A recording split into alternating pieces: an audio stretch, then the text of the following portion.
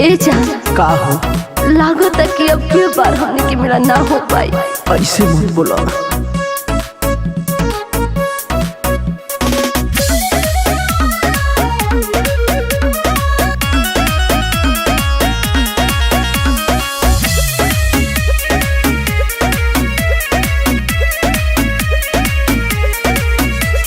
लागल बटे घोरे पहरा हो, कैसे मिले आई बहरा हो।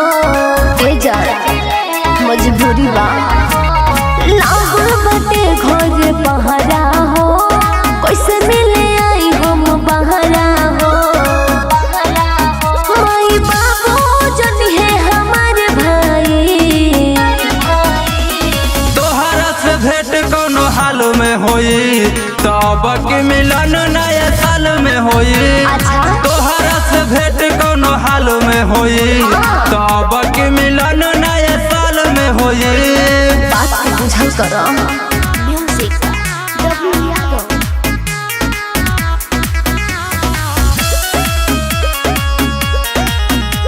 तब के मिलन नया साल में होई।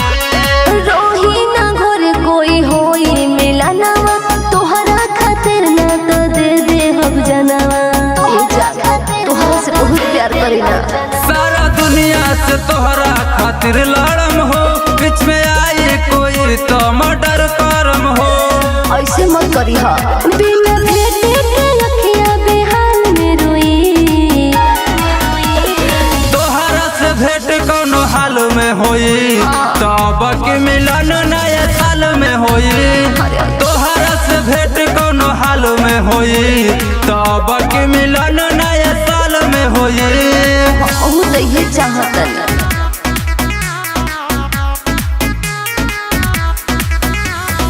Kashi recording studio Kochas.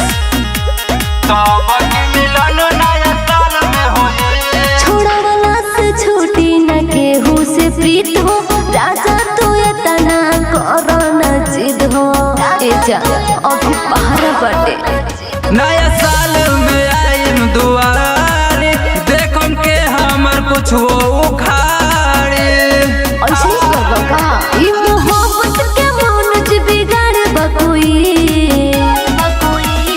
तोहरा से भेंट कोनो हाल में होई, तब के मिलन नया साल में होई। तोहरा से भेंट कोनो हाल में होई, तब के मिलन नया साल में होई। हम बहुत सोचतानी।